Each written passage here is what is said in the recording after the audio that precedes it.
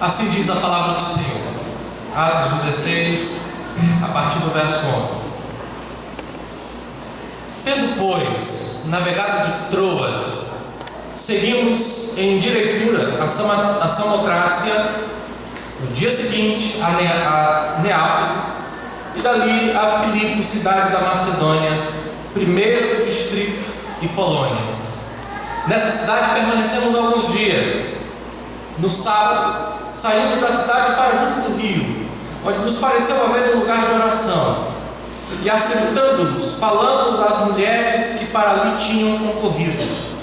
Certa mulher, chamada Lídia, da cidade de Tiatira, vendedora de púrpura, temente a Deus, nos escutava. O Senhor lhe abriu o coração para atender às coisas que Paulo dizia.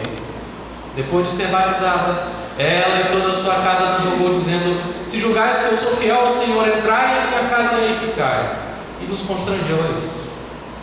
Aconteceu que, indo nós para o lugar de oração, nos saiu ao encontro uma jovem possessa de espírito adivinhador, a qual, adivinhando, dava grande lucro aos seus senhores.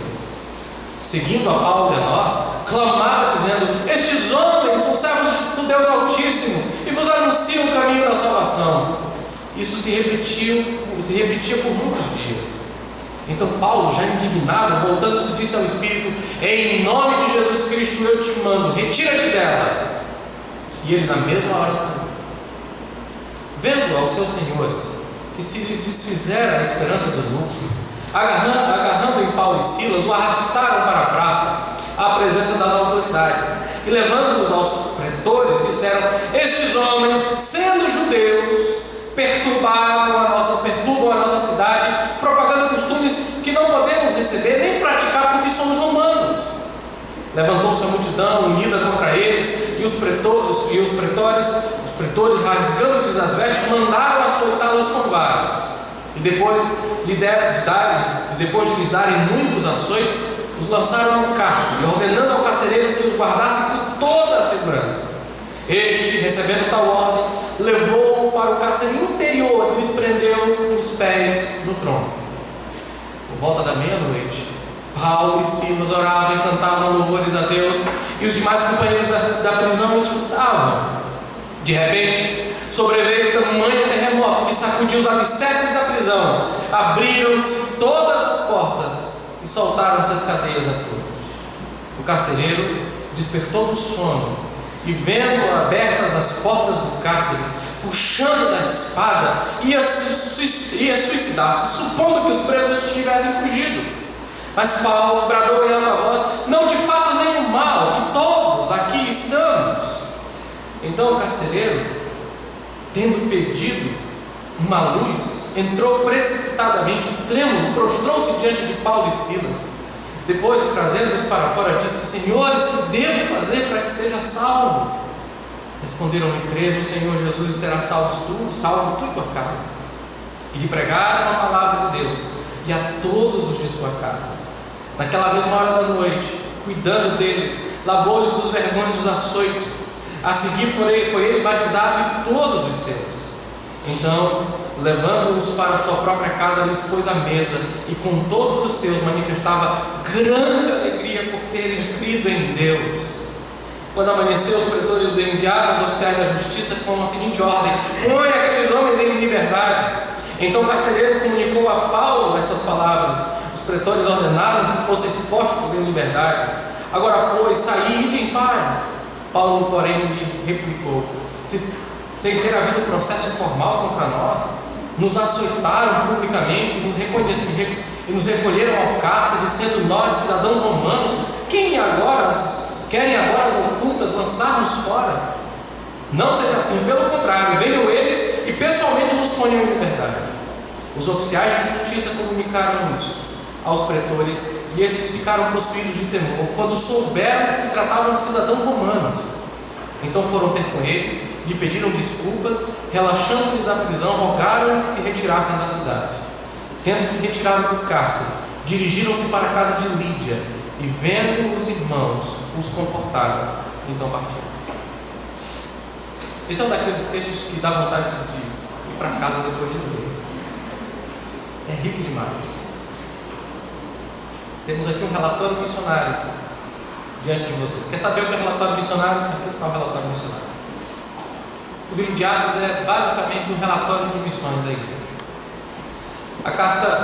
O livro de Atos foi escrito para nos dizer o que Deus, Cristo, continua fazendo através da igreja. O Evangelho, meus irmãos, é a única resposta para o dilema humano. Vamos orar então pela palavra? Senhor, essa é a tua palavra e nós precisamos da tua sabedoria para entendê-la, mas ao mesmo tempo queremos que o teu Espírito, que em nós habita, use essa palavra, Pai, para promover em nós a mesma alegria que os teus servos que ouviram o Evangelho nesta cidade tiveram. Que nosso amor pelo Senhor aumente mais e mais, e que a única coisa que desejemos mais do que tudo seja a glória do Senhor em nossas vidas. Te adoramos, ó Deus, em nome de Jesus. Amém. A maior necessidade do ser humano, meus queridos, é a graça de Deus em Cristo Jesus. Às vezes nós, cristãos, damos a impressão de que o que o mundo precisa é de boa autoestima, né? Que tudo que o ser humano precisa é ter uma situação financeira estável. Tudo que o ser humano precisa é uma vida tranquila e boa. Mas isso não resolve o seu problema. O problema do ser humano é mais radical e profundo. E a única resposta para esse dilema, que é essencial para transformar a vida do ser humano, é o Evangelho da Graça em Cristo Jesus. O Evangelho da Graça também é o único que cria e mantém a igreja. A igreja não surge por outra coisa e nem é mantida por outra coisa. Se tirarmos o Evangelho das nossas pregações, o que surgirá não é uma igreja. Pode surgir qualquer outra coisa, menos a igreja de Cristo. Pessoas de todos os planos de fundos sociais são reunidas em um único corpo para viverem e adorarem juntas apenas quando o Evangelho é pregado. Quando o Evangelho é pregado, nós nos separamos e nos afastamos e criamos subgrupos, dividindo aquilo que é o corpo de Cristo. O Evangelho é a única resposta para o dilema do ser humano e é a única coisa essencial para a vida da igreja. Nós temos aqui a narração da formação da igreja de Filipos. E essa narrativa nos mostra como o Evangelho salva todo tipo de pessoa e une essas pessoas em uma única família, em um único corpo. O livro de Atos é um livro que continua relatando para nós o que Jesus fez. No início do livro, Lucas diz que o primeiro livro, Evangelho de Lucas, foi escrito para relatar o que Cristo começou a fazer e a ensinar. Se o primeiro foi um registro do que ele começou a fazer e ensinar, o segundo livro é um registro do que ele continua a fazer e a ensinar. Uma boa chave para você entender o livro de Lucas é o verso 8 do capítulo 1. A igreja deve ser testemunha de Cristo na Judéia, em Samaria, Jerusalém, Judéia, Samaria e até os confins da terra. É para isso que a igreja existe, para ser testemunha de Cristo às nações, começando em Jerusalém. E quando você vê o livro, ele vai exatamente contando isso, como o Evangelho chegou em Jerusalém, Pentecostes, como foi para Samaria através do ministério de Filipe, como se espalhou por todas as nações, chegando aos gentios através do ministério de Pedro e se espalhando então o ministério do apóstolo Paulo. Quando o Evangelho chegou aos gentios, aos não-judeus, uma controvérsia se estabeleceu. Como é que os judeus iriam ser recebidos e os não-judeus seriam recebidos? Eles seriam recebidos como eles estavam sendo, sem guardar a lei de Moisés. Havia um grupo de cristãos judeus que queria que os gentios guardassem o sábado, parassem de comer carne de porco, né? Você já ouviu isso por aí em algum lugar, né? Guardar o sábado, parar de comer carne de porco, parar de comer caranguejo, camarão, coisas desse tipo, circuncidar-se e coisas afins. Essa controvérsia foi tão séria que um concílio se reuniu, capítulo 15. E nesse concílio ficou decidido que os gentios, os cristãos que não eram judeus, não tinham que se submeter a esse jugo, mas deveriam evitar prostituição, idolatria e outras coisas. Cartas foram enviadas e Paulo então vai para a sua segunda viagem missionária. Capítulo 16, Paulo leva consigo Timóteo e Silas para a cidade de Troade. Mas acontece uma coisa interessante. Enquanto Paulo está em uma dessas cidades, ele está na cidade de Troade, no verso 6 em diante, do capítulo 16, Deus dá a Paulo uma visão. Ele vê um homem, um varão, que diz: desce à Macedônia e ajuda-nos. Paulo entendeu muito bem que Deus estava conduzindo o trabalho missionário e resolveu seguir o plano dele. Saiu da Ásia e foi para a Europa. Chegando na Macedônia, nós encontramos os relatos que temos aqui. Ele evangeliza mulheres à beira de um rio, ele liberta uma escrava endemoniada e ele é usado para salvar o carcereiro romano. O que você tem nessa narrativa é como a igreja de Filipos surgiu.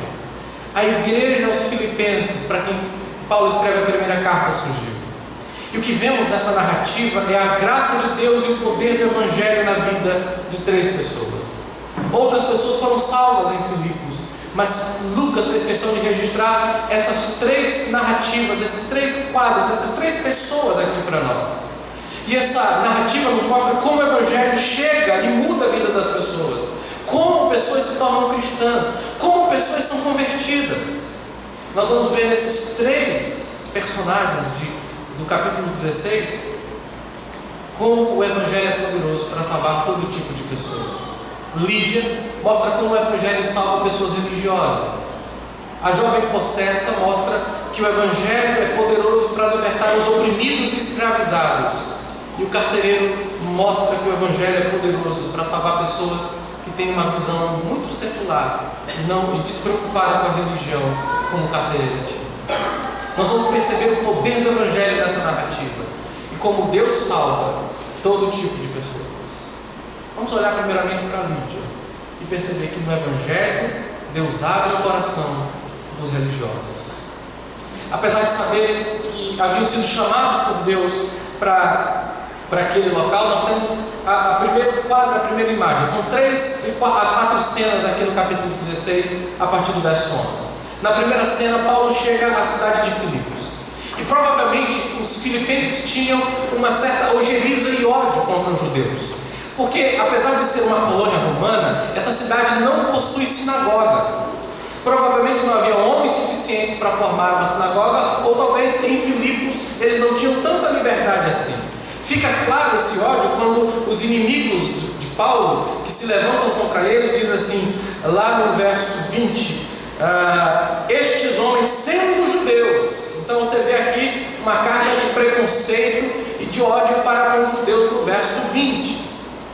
Paulo então entra nessa cidade, ele sabe que Deus chamou para pregar naquele local, ele entendeu a visão, e os seus amigos, eles se puseram a evangelizar de imediato.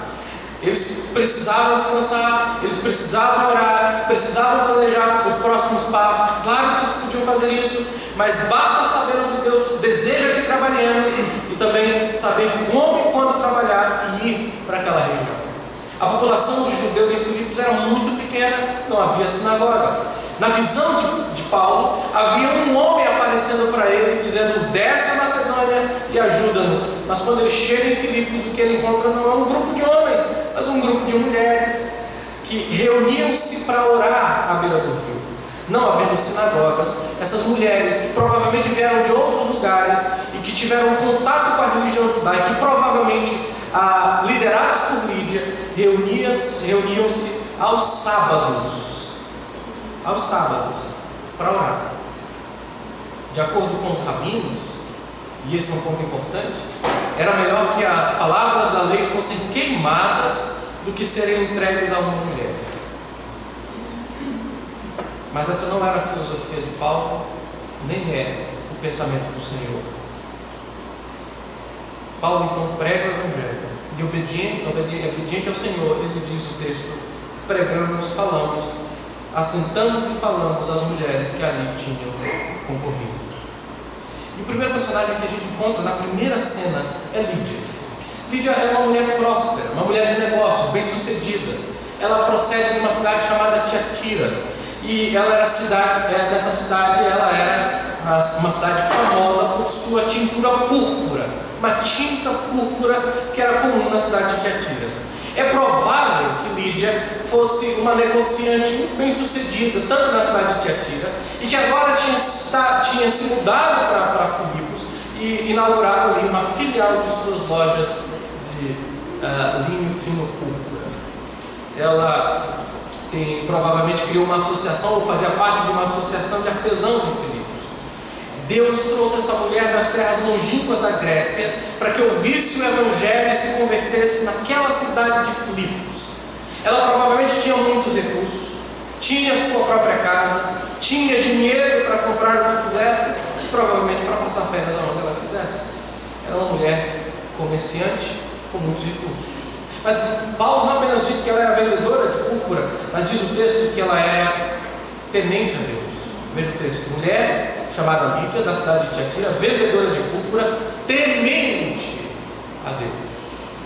Essa expressão temente a Deus não quer dizer que ela era convertida. É um termo técnico usado por Lucas no livro de Atos para falar de pessoas que aderiram ou que simpatizavam ou que se dedicavam à religião judaica. Ela era temente a Deus, era uma gentia que também buscava a verdade, era uma gentia que havia se tornado adepta da religião judaica, ainda que não totalmente dedicada a ela, mas adorava publicamente como judeus e que também estava na busca da verdade do Deus verdadeiro.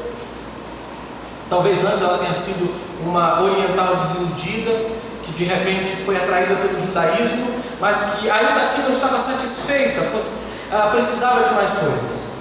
Mas ela se tornou ela era exatamente isso, uma gentia que lia a Bíblia dos judeus, que buscava adorar o Deus dos judeus e que buscava e tentava agradar o Deus da Bíblia dos judeus.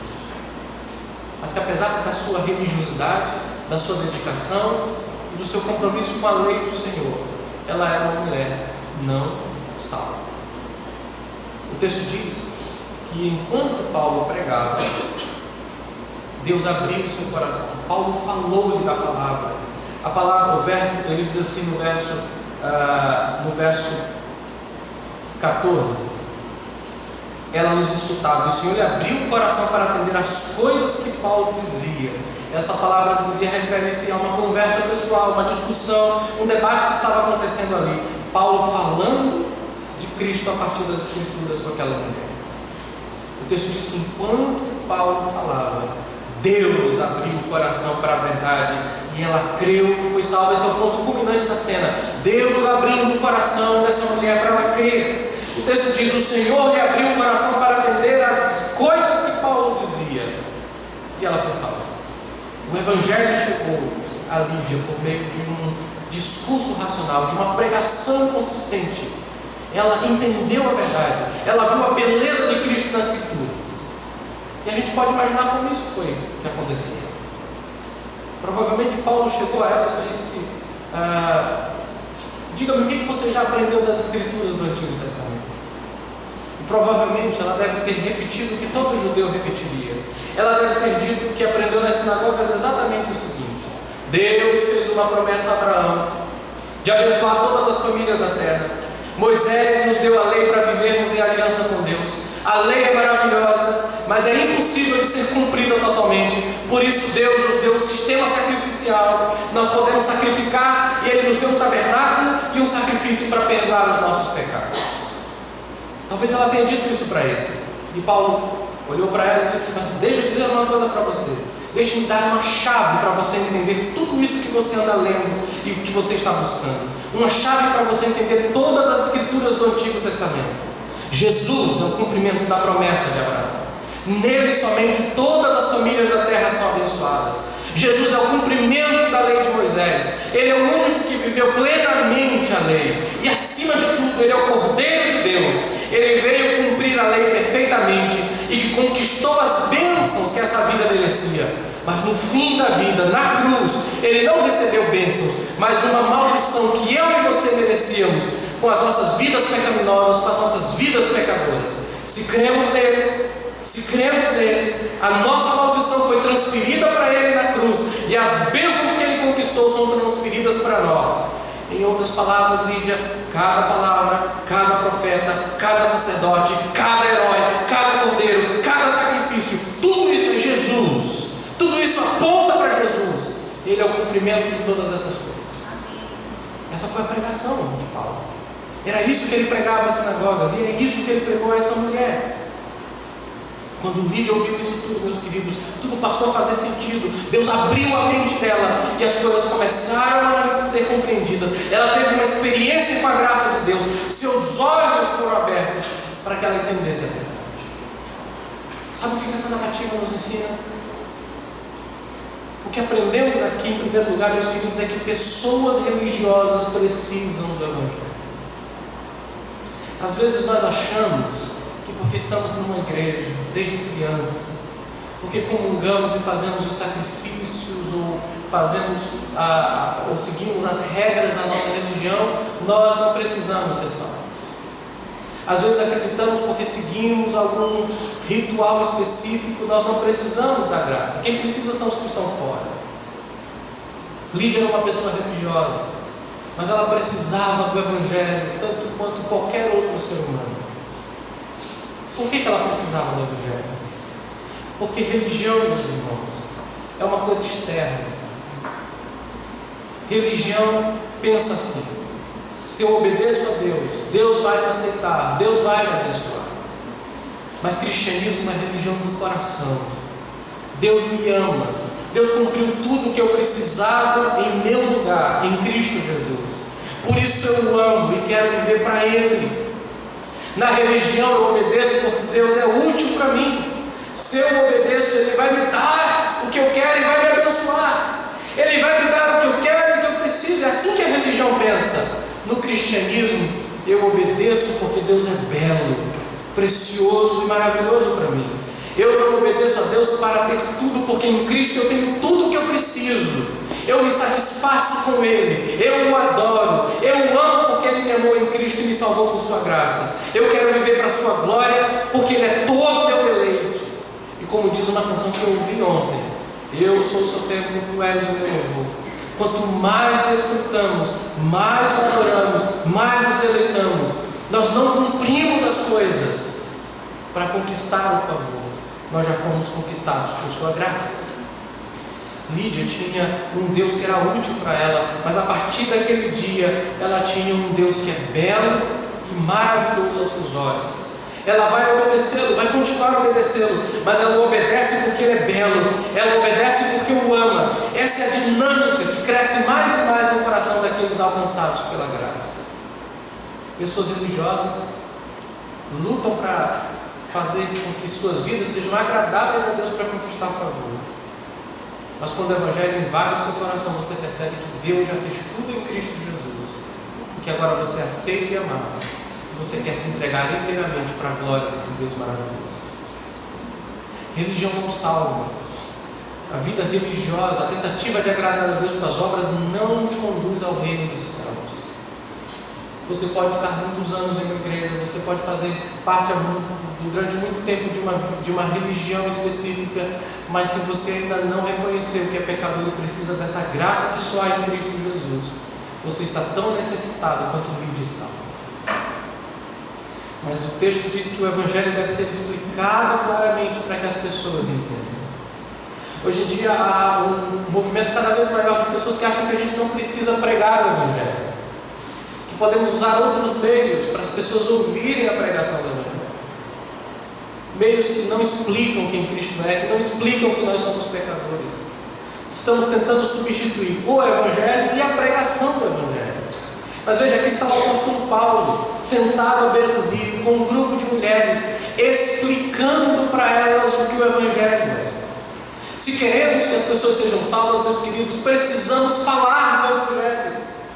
Você já deve ter visto nas redes sociais uma frase bonitinha de Francisco de Assis: prega o Evangelho, se preciso for, use palavras. É bonitinha, é meiga, dá para botar no quadrozinho, postar, mas não é verdade.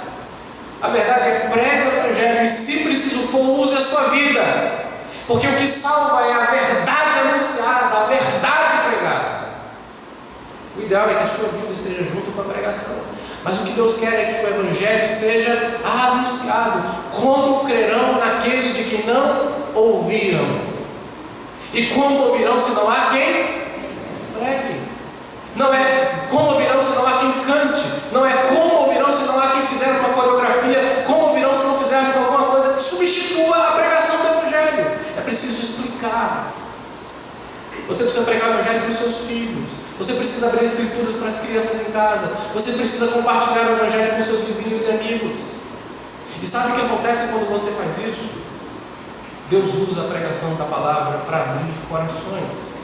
O texto também nos ensina que o evangelho transforma radicalmente pessoas religiosas. Deus abre o coração. Nós pregamos a palavra de Deus, mas é Deus quem opera através dela. Ele usa a pregação para abrir o coração das pessoas, mas a nossa confiança final está em Deus que quebranta corações. É interessante porque dos 3 casos, o de Lídia, ele nos é dito que Deus abriu o coração. Essa pessoa religiosa é que Deus teve que abrir o coração por causa da tendência que nós que temos uma religião temos de achar que temos justiça suficiente para sermos aceitos por Deus. A não ser que Deus abra nossas mentes e corações, nós nunca conseguiremos crer. É Deus quem dá a fé para as pessoas, é Deus quem produz o arrependimento, é Deus que atrai as pessoas pelo seu poder gracioso. Mas Ele usa a pregação do Evangelho. Ele usa o Evangelho da graça para que pessoas sejam salvas, porque a fé vem pelo ouvir, e o ouvir vem pela pregação da palavra de Deus. Mas veja como o Evangelho transforma pessoas. Ela não se envergonhou de identificar-se com Cristo, foi batizada e insistiu para que os missionários ficassem hospedados em sua casa, que provavelmente se tornou o local de reunião dos cultos daquela igreja. Quando Deus abre os nossos corações para Ele abre o nosso coração para os demais cristãos. Os verdadeiros cristãos são transformados de tal maneira que eles se voltam para os seus irmãos em profundo e sincero amor por eles. Nós vamos ver isso no carcereiro, por exemplo. Por isso nós não devemos concluir que pelo fato de o Senhor ter aberto o coração de Lídia, ela não precisou crer. Ela foi totalmente passiva. Ela ouviu atentamente a palavra de Deus. E é a palavra de Deus que conduz o pecador ao Salvador. O mesmo Deus que determinou o fim, a salvação de Lídia, preparou os meios para alcançar esse fim, o testemunho de Paulo acerca de Cristo. Deus usa a sua pregação para salvar pessoas. E no Evangelho, Deus salva pessoas religiosas. Você crê nisso? Então por que não prega o Evangelho? Por que não compartilha de Cristo? Meus irmãos, não há oposição no coração duro que resista ao poder de Deus. Não há. É a graça de Deus quem ilumina a mente e transforma a vida. Essa é a primeira coisa. Depois disso temos uma segunda cena. E nessa segunda nós somos ensinados que no Evangelho Deus liberta da escravidão e opressão, versos 16 a 18. Agora, logo que as almas perdidas são salvas, Satanás começa a colocar obstáculos para a obra de Deus. E nesse caso ele usou uma menina endemoniada que dava grande lucro aos seus senhores e que lia a sorte das pessoas. E o que estava acontecendo é que sempre que Paulo e seus colaboradores iam para o lugar de oração para pregar, essa menina gritava: esses homens são servos do Deus Altíssimo e nos anunciam o caminho da salvação. Ora, por que Paulo ficou chateado com isso? Ela estava dizendo a verdade. Eu também ficaria chateado. Claro que eu ficaria. Paulo não queria que o Evangelho, nem o nome de Deus fosse promovido por uma escrava de Satanás. De modo nenhum. Afinal de contas, Satanás pode dizer uma verdade agora e mentir logo depois. E o risco que se corria era associar o ministério de Paulo ao ocultismo dessa mulher. É a mesma religião, é tudo igualzinho, só muda o local de culto. Paulo entendeu a dinâmica e a astúcia de Satanás e por isso ele expulsa o demônio dessa mulher. Nós temos aqui a segunda convertida pelo Evangelho. E ela é muito diferente de Lídia. Ela era uma jovem escrava, provavelmente grega, já que os escravos eram importados de todos os lugares. E ela era o completo oposto de Lídia. Lídia era uma mulher independente economicamente, essa mulher era escrava. Ela não tinha recursos financeiros e o que ela conquistava com a sua adivinhação ia para o bolso dos seus senhores. Lídia era uma mulher religiosa e moralmente